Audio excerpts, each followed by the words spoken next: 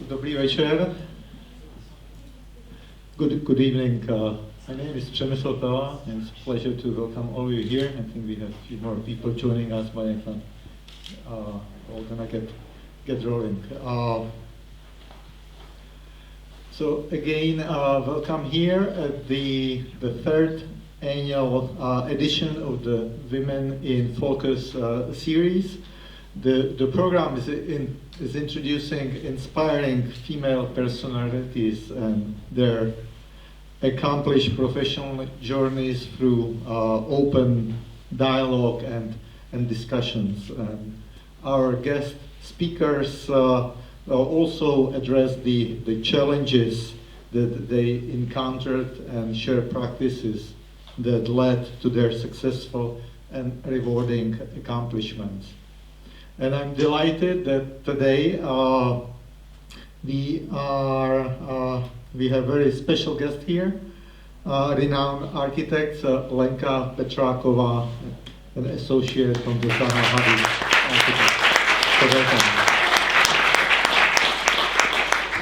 So as a part of a brief intro, so through her career, Lenka has explored architecture through engineering, design, and legal framework, shaping her holistic approach to the industry. What captured my eyes a few years ago was actually Lenka's milestone project, the 8th continent ocean cleaning and research stations, which reinforce her commitment to sustainable architecture, and I'm certain she's going to touch upon in her presentation. In the evening, she will discuss the challenges of pushing behind societal limits on ambition, the importance of strong support network, and the drive that fuels her continuous pursuit of knowledge and innovations. As part of the introductions, she's a bit of a global trotter.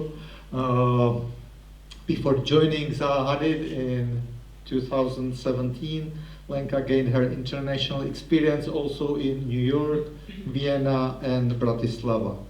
And currently, she is the lead architect for the Lee Shilkin refurbishment in Monaco, overseeing design, planning, and team management. In the past, she also plays a pivotal role in major office projects in China, in Wuhan, Shenzhen, and Shanghai. Among Lenka's professional accolades are prestigious awards. I'd like to mention the 2020 Grand Prix Award from Jacques Rougerie Foundation, and in 2022, Peace Prize from the International Peace Committee. Her work has been exhibited also at the Venice Biennale, the UN Ocean Conference, and in 2020 Dubai Expo. And we have been just chatting at the 2025 Expo in Osaka. She's planning to visit. Not sure if her work will be exhibited there, but the visit will be there for sure. So before I turn the floor to Lenka, let me also introduce Marco Morgetta, who will be in discussion after Lenka's presentation. Marco is an associate at the Bjarke Ingel Group in London with really vast professional experience, specializing in computational design. So with that, I'd like to turn the floor to Lenka, and again, welcome. Thank you.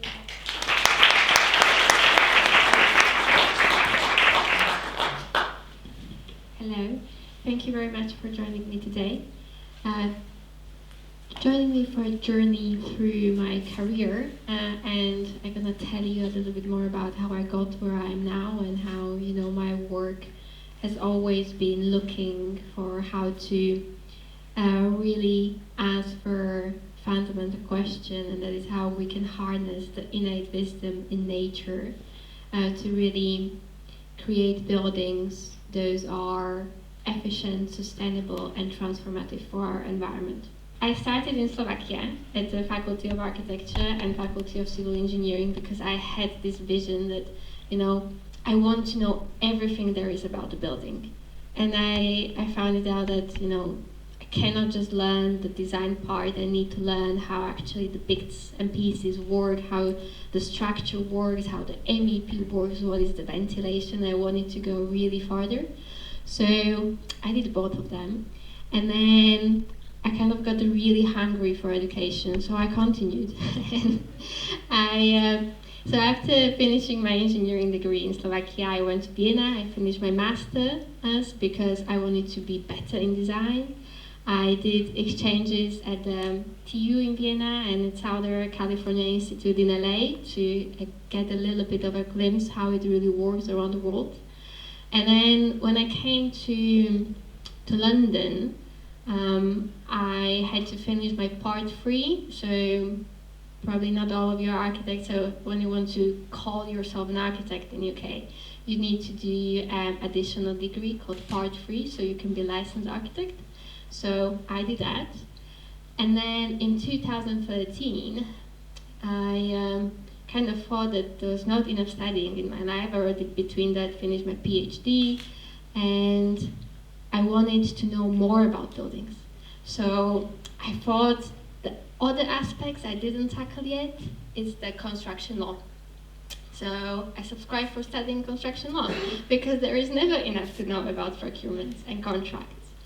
And I had throughout this journey, you know, ability to not just study but work. I really enjoyed this duality between, you know, the academic knowledge and the practical knowledge and how they interact. So I had a chance to work in Bratislava, in New York, in Vienna, and now in London on projects all around the world. A lot of them were in China, some in Austria, Slovakia, USA, Canada, Finland, Monaco, many in France, but as well Greece, Saudi, Russia, Taiwan, UAE, you name it. And I have to say that I was really blessed in my career so far because I had a chance to work in international practices. Those are really not just, you know, working on international projects, but the groups of people those work in them are international as well. So you get this exposure to really mix of cultures for the teams you work with as well as for the projects, and you learn about the cultures. And it's a very interesting learning curve. So to tell you in short how, you know, this really translates into my overarching idea that architecture should be, you know, built from the true origins of the nature and kind of have really the smartness. I'm gonna show you, you know, 10 really transformative projects in my career. Those are, you know, on this quest to blend the lessons of nature with the possibilities of modern technology. So it all started in Slovakia at the University of Technology with this project. For me, it was a performance center, and it was the first attempt I had to work with digital tools, to work on a project which is, you know, parametrically driven. And it was a performance center that they tried to have, you know, the performance stages outside and inside and be kind of a performance piece on its own. And I kind of fall in love with the language of these non-traditional buildings, this performance of the forms of the surfaces. Those are defined by the use. And I had a chance to explore it more when I went to Vienna to study Hani Rashid at the University of Applied Arts. And I really immersed into studying, you know, natural forms, but not studying just their aestheticism, but studying how these surfaces really are formed based on their performances, because that is the part that really interests me. And the first project where I was discovering this language was the bioprospecting station in Antarctica, which I had a chance to present as well at the Venice Biennale in 2016. And that was just the beginning of this exposure to natural forms. And I continued with my master thesis at the studio Hani Rashid with the project Condensed. And the project is located in a water environment, so it's an ocean cleaning and research station. So it really had to take inside the logic of the nature, because it has to be self-sustainable, it has to be able to clean the environment, have a lot of water inside of it, which it is cleaning. But at the same time, it's not just about the water on its own, it's about the systems of recycling, of actually the circular kind of economy of getting water, cleaning it, getting the waste from the water, what do we do with it, getting the water inside of the hydroponic planting, and kind of finding in the entire loop of the life of a building these connection pieces, how you can really create something performative to sustain the life on the board. I was very fortunate with this project because it started as my thesis, but it was really just the start for it.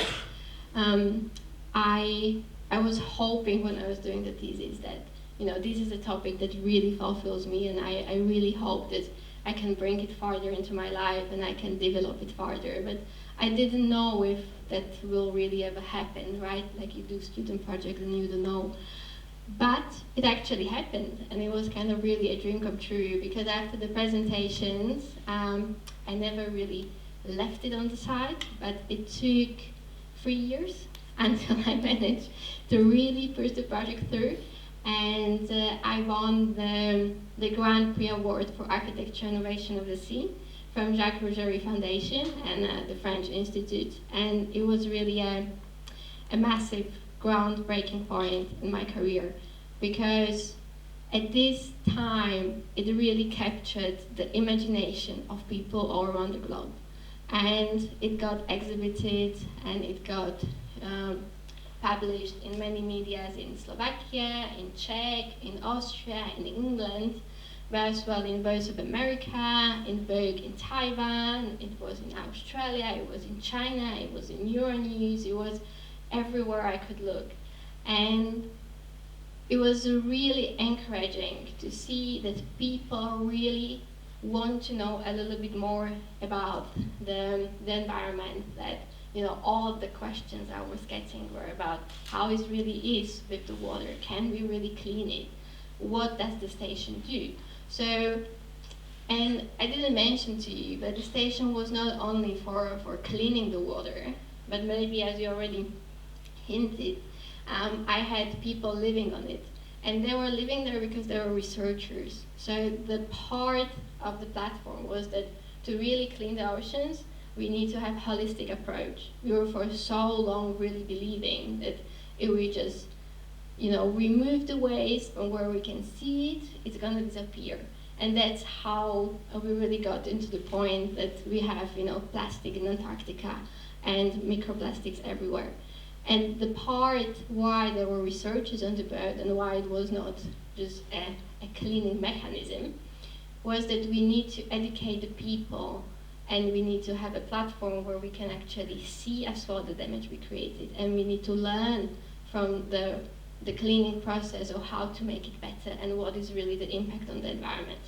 So I have to say that throughout this massive opportunity to take the project around the world, it started its element of educating, although it's not yet built.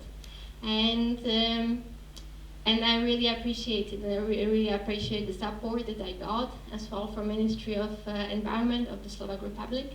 They supported me by building this 2 meter tall model. You see, it's bigger than me, and at that point I have heels as well, so it's even bigger. And they took the project to Dubai Expo, where really thousands of people had a chance to see it. And I was there visiting one day, And I didn't tell anyone I'm actually there, and I was just like standing in the corner of the building and looking at like how the people really interact with the model. And it was fantastic to see, you know, many kids and people just like jumping to it and trying to find out what it is and how it works, and looking at the video and learning about it, and the parents explaining their kids that yes, there is a pollution in our oceans, and you know how it works and what you should do and you shouldn't do. And I really enjoyed it. I enjoyed the fact that, you know, this is the power of architecture and this is the power of the design. To bring up issues that you might not otherwise think about, or you don't want to talk about it because they are not pleasant. But with the design, you can find solutions for every problem. And that is something what we as architects will explore a little bit more. So as it was already mentioned, I also had the chance to receive, you know, multiple awards. So one of them was the Peace Prize from Slovakia for this achievement of the project. So I think it's more the award for the project than for me. And with that, before we go further into my discoveries of nature-inspired architecture, I want to talk a little bit more about a different part of my life, and a really massive part, and that is the fact that you know, I'm now associated with Zaha Hadid Architects, and it's a fantastic community of like-minded people, and we do really beautiful projects. Those are exactly trying to reshape the built environment, and I'm learning there's something every day. So the 4 projects, I think I mentioned 4 projects that I'm going to show you are projects that each of them, you know, showed me something else, and I was able to learn something different from them. So the first one is the Taikang Financial Center in Wuhan in China, where I learned how structure and how design is born from structure. It's a 260 meters tall tower, which actually consists of 3 towers. The brief was very extensive, with demanding a lot of floor area, and we couldn't really create such a deep floor plate. So the solution was to create 3 towers instead of 1. But to be able to do that, we had to really build a substantial construction that they can, you know, hold in the way, and they can be built so slender as they are. So this fantastic atrium, which is, I believe, really experience to be in, you know, is born with the form because it was the demand of the structure as much as it was demand of the program. So it was very interesting way of how to look at building, you know, such a skyscraper. The other project that I learned something very interesting from is Apple headquarters, and I learned how a form of a building can be born from a program. So again, it was a tower project, and what was very demanding about this one was the need to have floor plates that have no interaction. So the client didn't want it to have any staircases, any lifts, any cores, any MEP, nothing. Like totally free for his employees, you know, to be able to communicate and see each other throughout the building. So how we achieved it is that we created these 4 towers, but actually 2 of them, maybe I can, yes.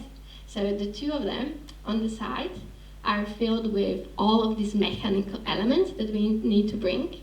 And then the 2 in the middle, they don't have any staircases, any cores, anything. And it was very difficult because you have all of these regulations of the distances to fire egresses and what you can and can't do. But it was really the form which was born from the program and from the idea of the interconnectivity of people inside. So I think it's as well a very interesting approach, and you can see, you know, what I was saying at the beginning, the design is born from need. And what I really enjoy in the Zaha Hadid Architects is that we are looking really at every design challenge as an opportunity to create something new and something better. Another project that I worked on shortly is a CECP, Shanghai campus. So it's a company which is China Energy Conservation and Environmental Protection Group. And I say that it was born from efficiency because this building is really well performing, but it's not only about the facades and the form and what we usually do as architects, but it's about the inside mechanisms of the building, because it has, you know, smart systems and the way how it's cooling and heating and depending on the occupancy of the people on each floor. So it's about really bringing the technology into the design process and into the use of the building. And the last project I'm going to show you from the set of projects from Zaha Hadid Architects is a project which has a very special place in my heart. I worked on this project for almost 4 years now, or maybe a bit longer, and I learned from it how a form can be born from a legacy. And I say legacy because it's a building which, you know, originated in the 1950s, 1960s, and in current state, it's not fulfilling, you know, many of the regulations, the requirements for comfort of the users, the sustainability requirements, because it still have an oil-based production of heat. So we needed to upgrade it for the client. And it was not such a simple, maybe it's gonna be a bit loud. It was not a very simple thing to do. So we had to look at the existing structure in a bit new and innovative way. Wait, I think we're gonna put it a bit lower.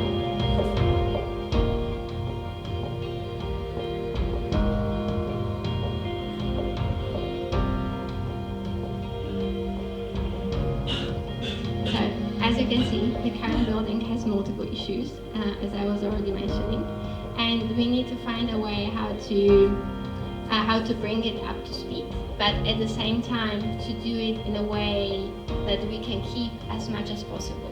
So the project was really work like a jubilee. So we looked at every single floor, we looked at the facade, we looked at every part of the structure, and what we can keep and what we can't. We had to, of course, demolish a lot of the internal partitions. We had to extend the building until the side boundaries to be able to recover a lot of new floor area, because we're extending the building by around 9,000 square meters. But although we did all of these processes, these were not, just deliberate and from the beginning, just trying to destroy the building to make space for something new. Each of the steps was very careful, looking at how we can preserve the most. We managed to keep 75% of the concrete structure, and with that, then really just bring in the materials that we needed. And for the new concrete and for the new steel, we used much better performing materials, and we used a lot of materials. Those are locally sourced, or those are from close by areas like Italy, Germany, France, so we can reduce the CO2 that is embedded in the materials due to their transport. We looked at the ways how to make this building better operated from the service side, so we had to input all of the new services for water, for heating, for cooling, for ventilation. We connected the building to seawater loop, which operates in Monaco, what is a very sustainable way of how to actually cool and heat up your buildings. And it works that actually they bring their water from the sea. And it's an initiative in the entire Monaco. So we had to do all of these different aspects. Those are, requiring amendments to the floor plates, amendments to extending of the shafts for all of the services, requiring to extend the floor area, because actually just the technical rooms went by 1,300% more. So it was a building on which I learned a lot. I think just to cover it by saying the legacy is a bit too broad, but I learned how to really look at every single problem every single day as an adventure and possibility to find a new solution that can make the building better. This is just a short video to show you how it looks at the end. So there is the existing structure.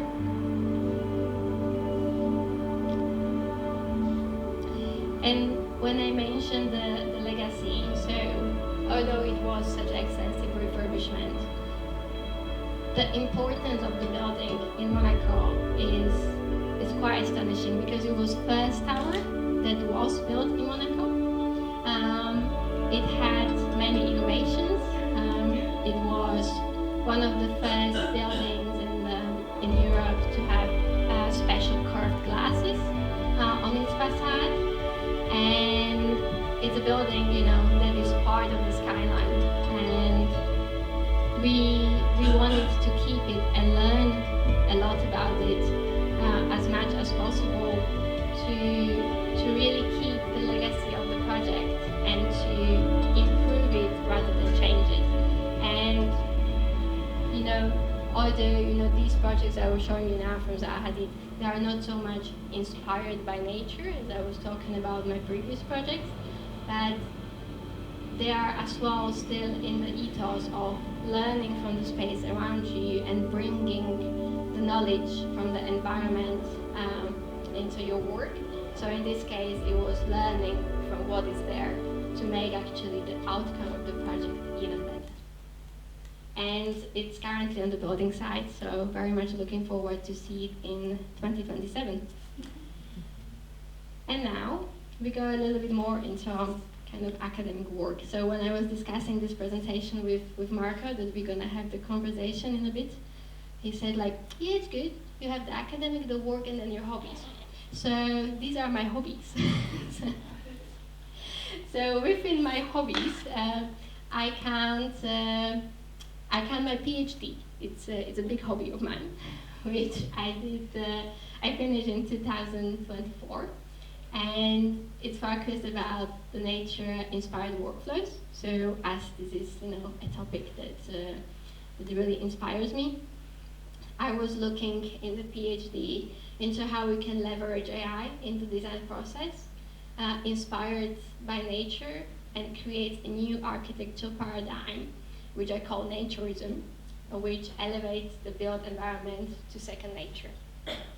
So to kind of tell you a little bit more about it, I believe that if we stop just mimicking, the nature, just looking at kind of the superficial form, and we really understand the form or understand the processes on which base the bodies are created. If we understand all of the processes of which some creation of our design of architecture has to be done, we can do something much more smarter.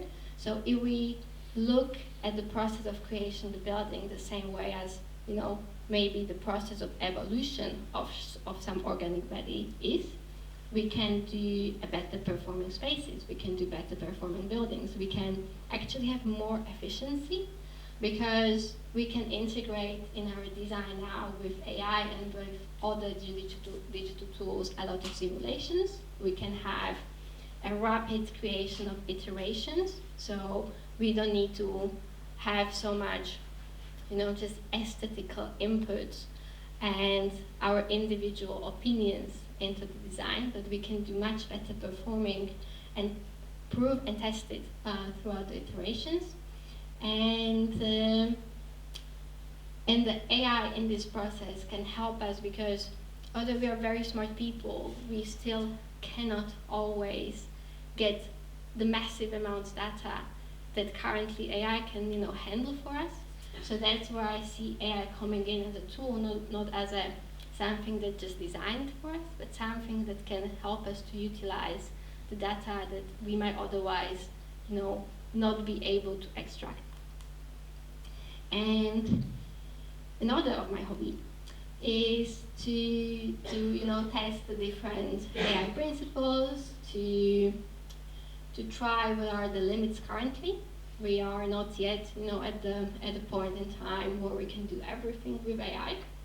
But I'm testing the tools, and I have an opportunity to talk about some of my creations.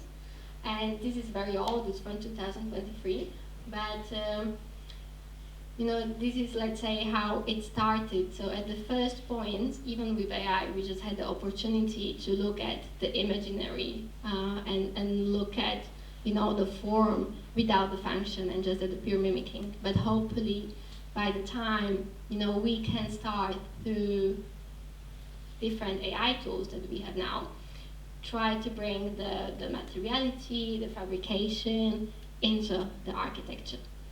And I'm very glad that I can as well do a little bit of mentoring or teaching. So I'm a mentor for Design More Fine for their PhD program, and I have this fantastic student whose work is centered around giving voice to nature through AI. So although the topic is a little bit different, because I'm obsessed about the form and how is it created to perform better. She is looking into how to create form which can be inhabited by nature in a very natural way, that you create the buildings actually for the different plant species to take over, for different animals to come back to. And I find really interesting the discussions and the fact that there are so many people those are interested in this course and looking at how we can actually use the modern tools to, in fact, come back to the basic principles. Those were always here. And the last part, so the 10th project, or the 10th part that really interests me, is decarbonization as human rights.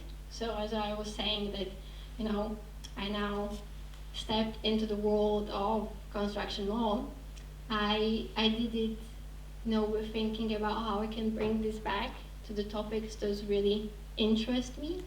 And what really interests me is how to make our environment more sustainable. So what I'm studying and the work that I'm, currently doing during my master degrees is about looking at how we can see decarbonization not just as a governmental or corporate responsibility, and how we can recognize it as an individual, collective entitlement, and how this can really push actually everyone to change the ways how we legislate, to change the ways how we design projects, and make us really aware that we need to improve. So, to conclude, my career is about continuous evolution towards creating sustainable, context-responsive, and innovative built environments, and I still hope that I'm just at the very beginning. Thank you very much.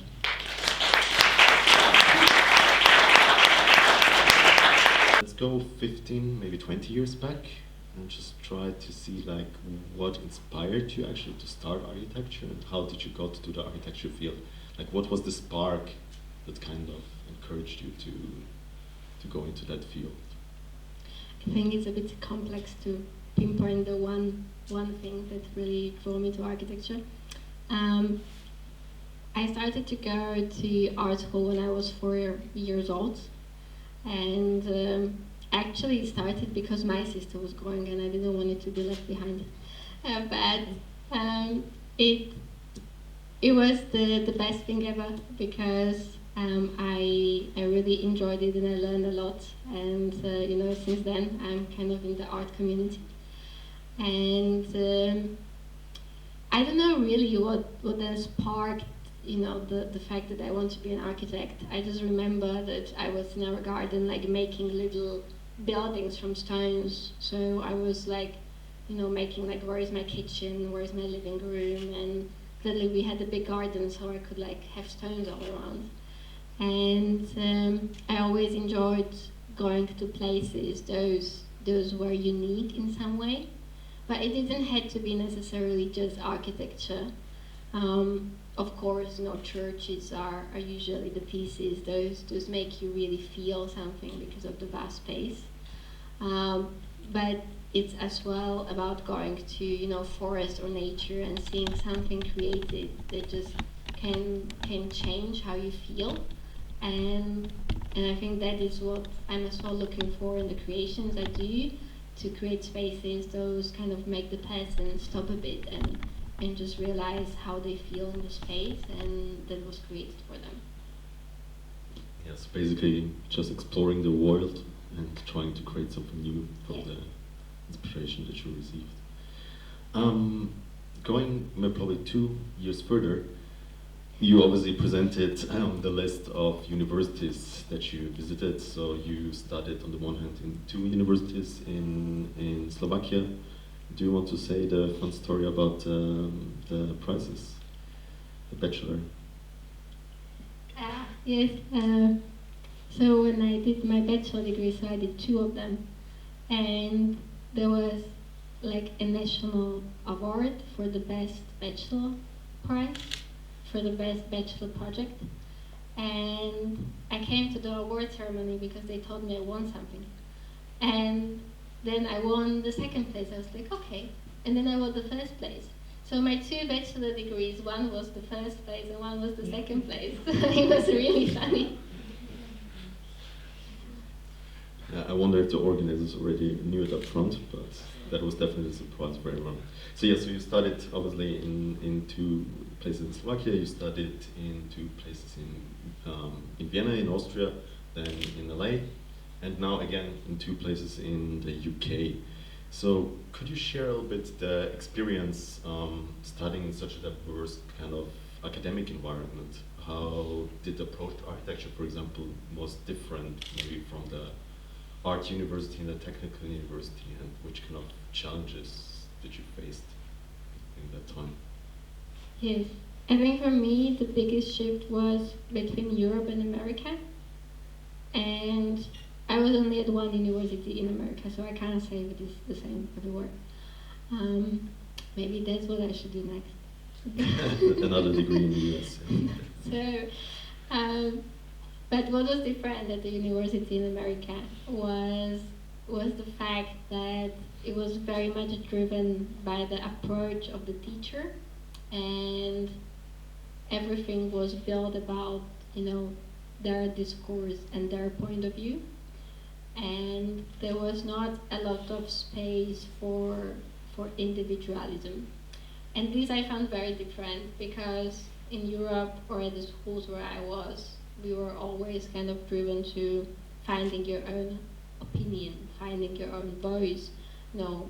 Yes, we had brief and that would be kind of, if one professor is looking into civic buildings, it would be about doing museums or theaters, and then other one is looking into residential, but we were not really restricted in the direction we want to do in the design or anything.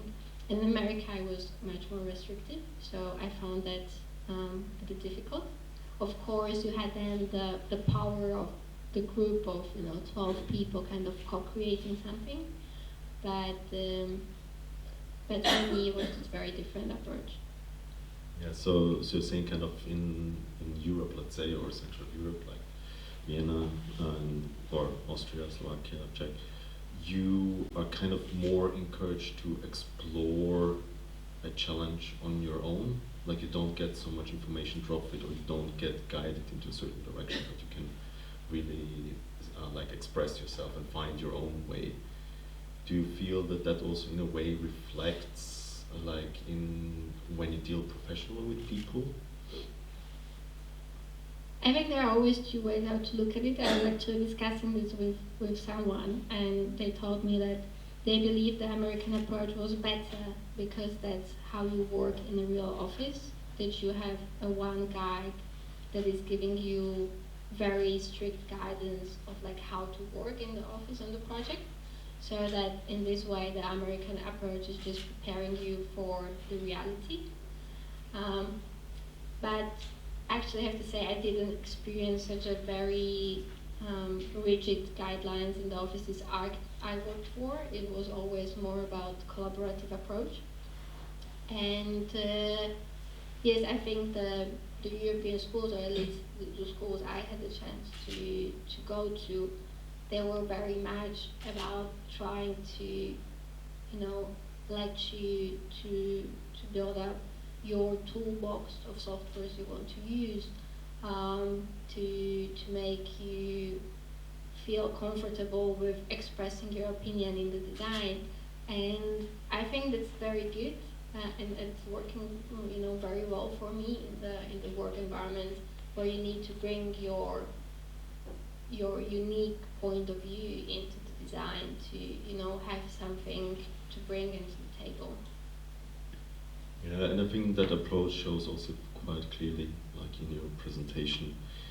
Another question is like, many universities in Central Europe are, for example, really looking into the equality, so that you have the same amount of female and male professionals. So what I experience, at least in architecture, as an architecture student, you have the same ratios of female and male students. But then I was just wondering, like, how when you did the civil, for example, the engineering bit or the more technical bit, was there somewhat different, or did you have there maybe some challenges, or was like, how is it now in kind of on the engineering side a little bit, the profession? Yes, when I was at the civil engineering faculty, there were more men than female, but at the Faculty of Architecture, I think it was quite equal. What I found a bit interesting though, is that when you come into, the work environment, at least in, many practices in the Central Europe, and now, I can talk a bit more about like Slovakia because I know that market. Then in the actual workforce, or the people those build their own offices, are mostly men and not so much women. And that's interesting because at the university we are equal, so what happens, like how comes that they don't continue? And I was wondering if, part of it is, of course, parenting, that can be one impact, because architecture and construction industry is still extremely time demanding. So you, in many cases, absolutely can't have work-life balance. And that might be the aspect where, maybe it's really just one of the family that can have the career in this environment. So it's difficult to say. Yeah, but for example, now in Zaha Hadid Architects, the ratios, for example, I think 50-50, more or less. So there are definitely also, like a lot of the offices are trying to always encourage both sides, which is positive. Going one step after your education, going to your, on the one hand, master thesis, also as you mentioned already, the eighth continent. It was featured nationally, it was internationally, you were in TVs, magazines, as you showed, also Dubai Expo. In a way, what was the inspiration? Like, how did that bit started? Like, you strived a little bit in the presentation, but what was here to drive, and how came the idea to life?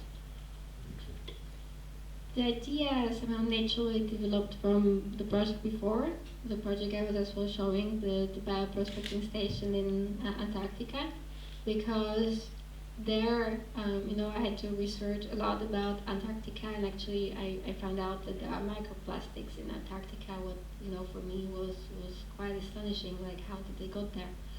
And with that, the topic was kind of growing in my head, that's where I want to go, that's what I want to do, is to, address with my thesis something that is a problem, and that I can find a design to resolve this problem.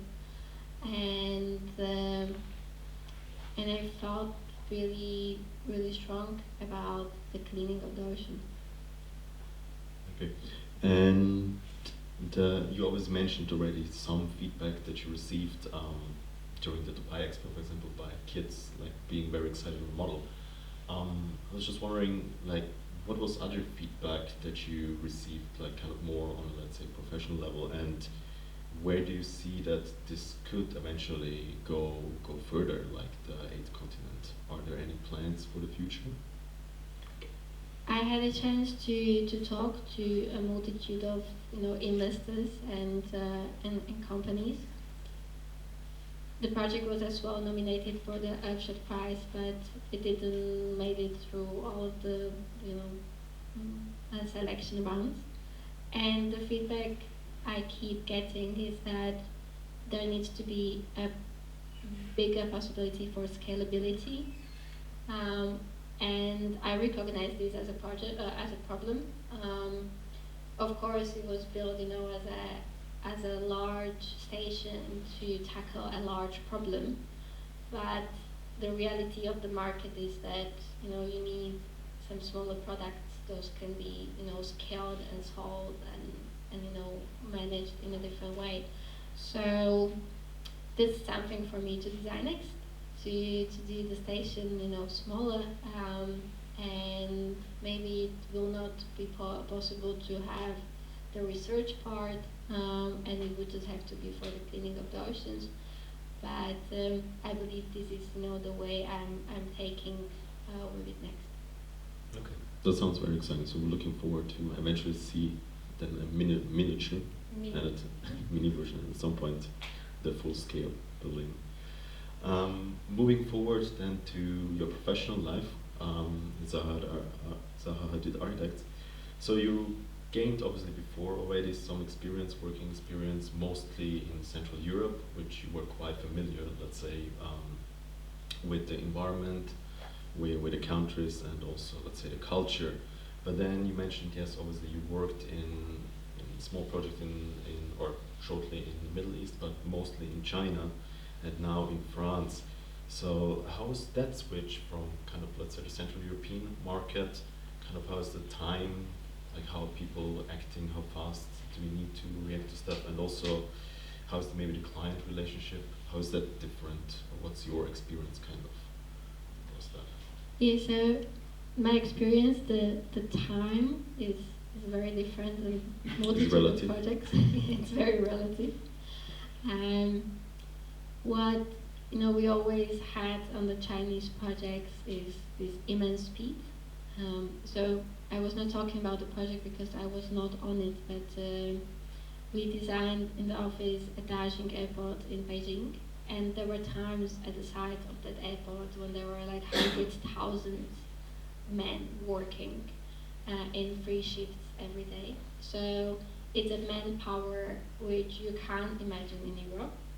And at the same time, it as well the restrictions to the building side that you can't always imagine. There are still countries in Europe where you can't work on the side during the lunch break, or you have a strict closing. So this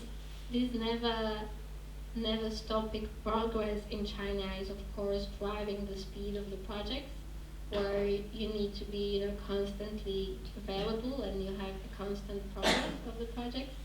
And it can happen that you have still some finishing of designs and they're pouring concrete and sending you images of the colors, like, no, you can't really shift it anymore, it's there. So definitely the speed. So it's basically like working without the undo button, so you never can undo when you draw something. One chance. Yes.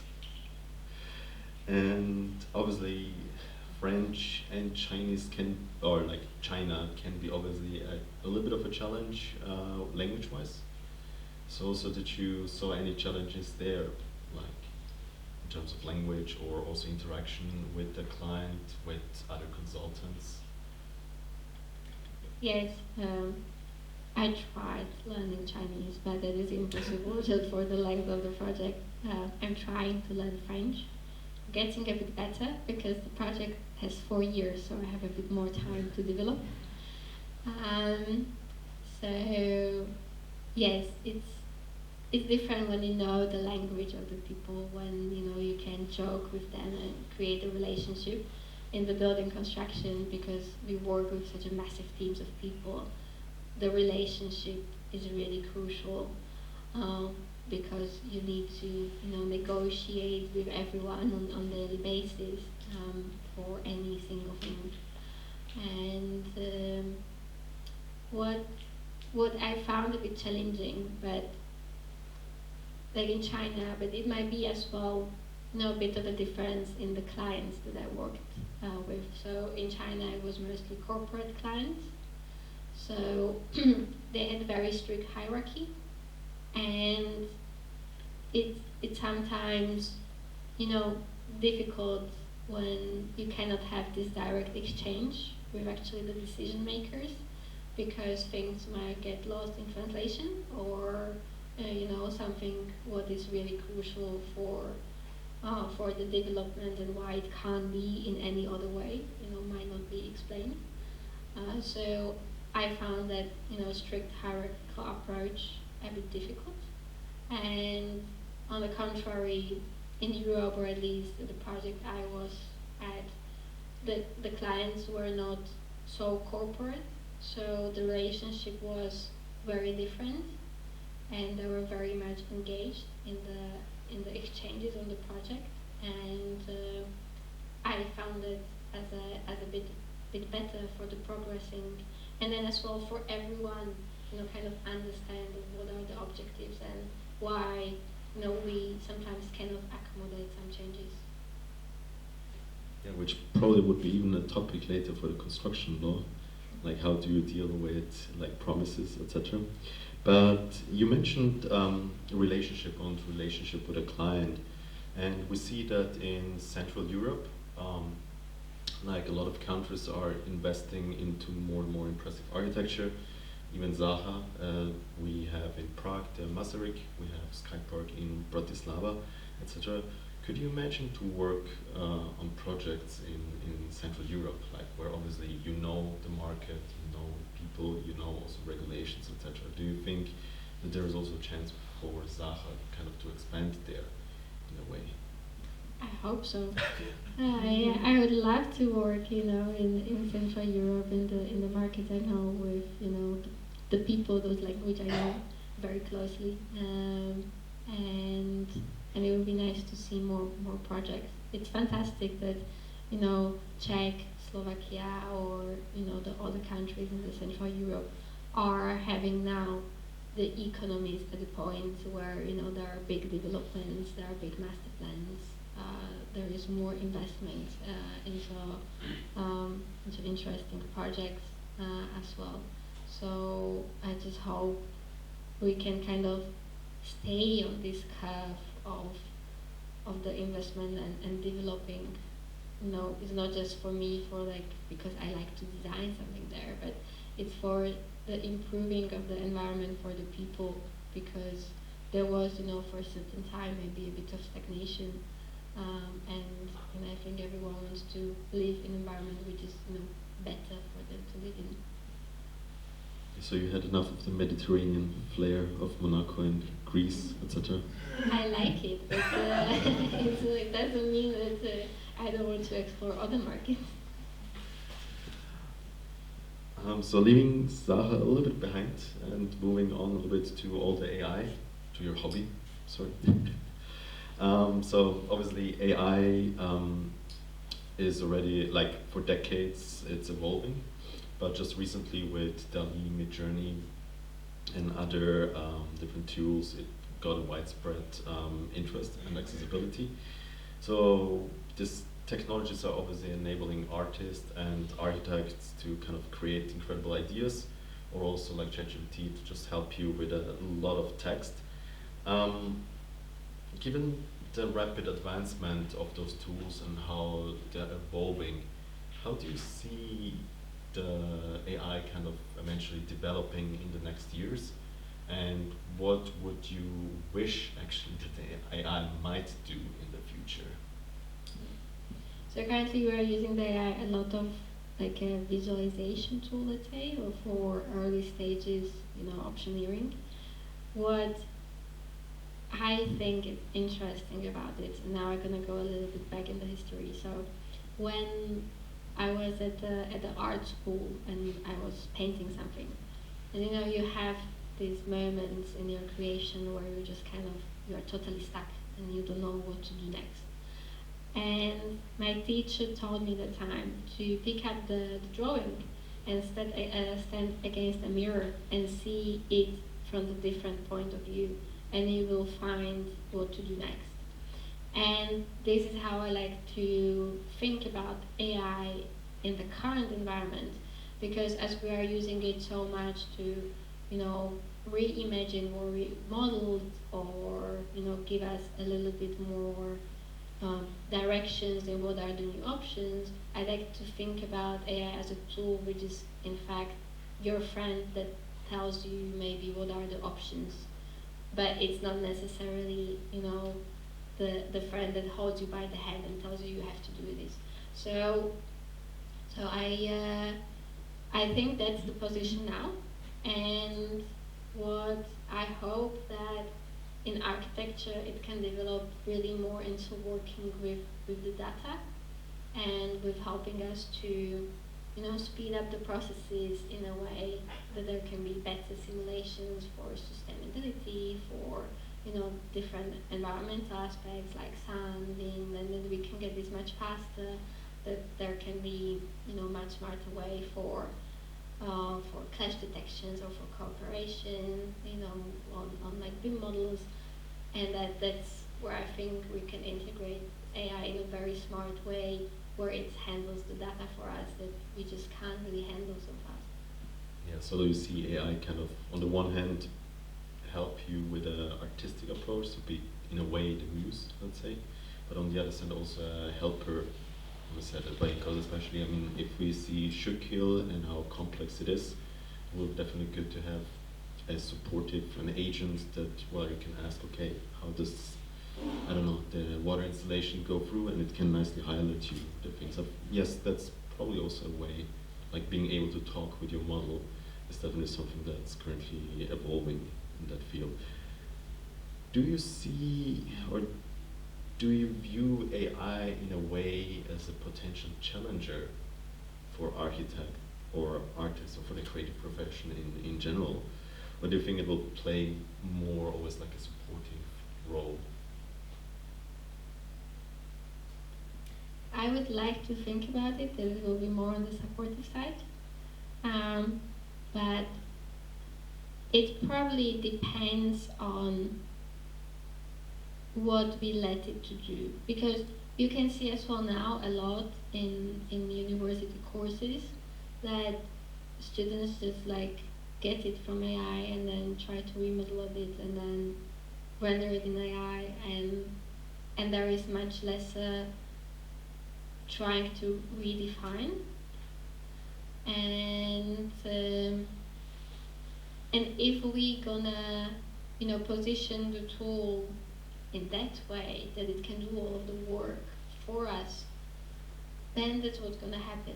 But I think it's about our treatment of the tool and how much, you know, we want to still be integrated in the process. Yeah, I think in the end you always need to, in a way, be able to read properly the result and also know how to work with it. It doesn't help that you can create a simulation or whatever and you get all the pretty colors, let's say, but you need to also understand what those colors tell you to kind of move forward. So that will probably also be something that will show in the difference, like also who can handle really AI and who is handled by the AI, basically. Moving a little bit forward is, so as you mentioned also in the presentation, you recently started to mentor a PhD student. So after 17 years of being a student, how does it feel to actually be on the other side, finally? It was, you know, kind of not 17 years in a line, they were overlapping. I'm not so old. Okay, even more. So, how is it to be on the other side? I found it really great because I like the fact that, you know, I come with some crazy ideas. Like 2 weeks ago, we had a talk with Nadia, and I gave her this entirely crazy idea that, so she's working with AI, and it has a little bit of problems, the AI, to recognizing the organic language. And I was like, okay, so you're gonna take all of your images you have for the training of the model, like take all of the images you have of the forest, of the rivers, of everything, and you want to make from it, something like a building structures, but it cannot understand when you tell it, like, build me a colonnade that looks like trees. So you take all of these images you have and you're gonna tag them like it is an architecture. So she took all of these forest images and she started to call them like a roof and a column and a door and a floor, and kind of creating these very wrong descriptions of actually what she is looking at to trick the AI into believing that that is what it sees. And because the AI understands descriptions like column and wall and floor, but it doesn't understand column like tree, it actually started to produce the correct outcomes. So what I enjoy with Nadia and with this fact of like having the student is that we have this very nice exchange and we can come with crazy ideas, and I'm not always the one that has to make them work. So. You can let other people test your ideas and the workflows. So obviously, if you continue in the academic field, do you have any or do you foresee something that you would eventually like to integrate in your way of teaching that you might want to change compared to how you, for example, received the education? Like which direction would you kind of pick? Yeah, so I'm not like fully teaching, right? I'm more like a mentor. Not yet. Not yet, yes. I think full teaching is very demanding. Yes, I'm not there yet. But what I enjoy about, the type I have with students, if I'm able to mentor them, is the more open debate. And at least like back in my bachelor or in the early masters, it didn't always felt like that you have in your tutor a friend, and I really believe in this collaborative spirit and into the co-creation with the people around us, because that's what architecture is about. We co-create the building with all of the engineers and with the supply chain and with the contractor, because we collaboratively really come to the outcome. And this is what I think it's much more valuable for me, and I hope for the students to be able to have this constant dialogue about what we can improve and we can do better, and not just having kind of a tick box exercise like you need to do this and that and produce this. And I think it's more open.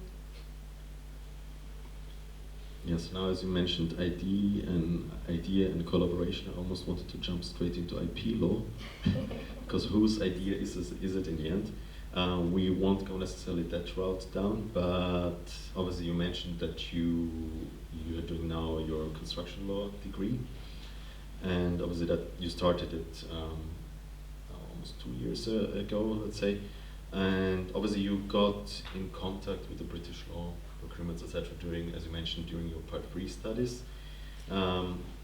So what inspired you to kind of do almost like a 180 degree from creativeness to law? I mean, law in its own can be also creative. Winning a case requires a lot of creativeness, but it's a different way of creativeness, so it would be just interesting to understand why. Because there's not many architects that follow your first step and then decide to go just completely the other direction, in a way. Yeah, it's 6 of us in the class, out of 80, so it's a small person.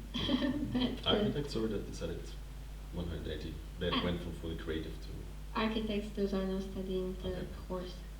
But I'm not yet getting a lawyer. Like, I'm just studying it. So I didn't do 180 to it. But why did I do it? I think there are different aspects. So the one being as well with the project that I'm on, going on the side, and you kind of grow in the career. You start to see new challenges. Like yes, when you start in architecture, you start as an architectural assistant and a designer, and that is your kind of field of the problems you see. It's all about how to model it better, how to do a better room layout. But then as you kind of grow, you start to see the other projects. It's like, and what is our contractual relationship? And whose responsibility is it? And I kind of felt this need to know more about it. It was the same need I felt, at the beginning when I did civil engineering with the architecture. I just wanted to know more. And then, by the time now in the second year of the studies, when I'm able to kind of pick my topic for the dissertation and kind of bring it back into the field that really interests me, what is the sustainability, and looking at how we can actually through contracts and through maybe changes in legislation make our buildings more sustainable. I think it all kind of work together in one big package, because creation of buildings, as I've told you already multiple times, it just has so many different aspects of how you can look at the building that the law is just part of it.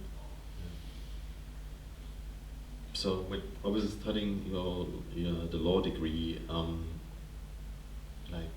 how do you think this newfound skills and expertise, where will this head your career in the future? Will we see just next time just new laws that you proposed, or how do you imagine this to kind of implement?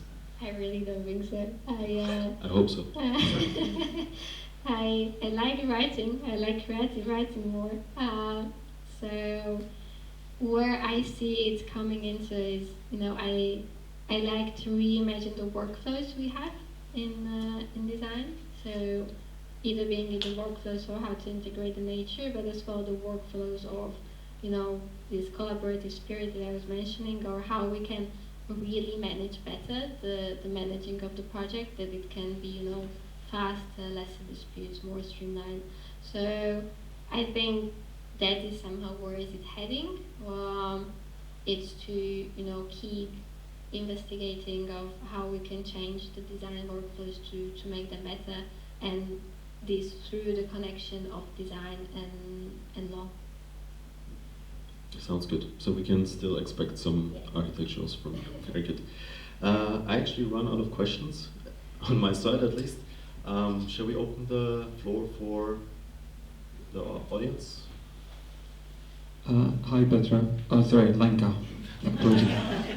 I'm just thinking about something else. It's a very common mistake. I don't know why. Come on. How?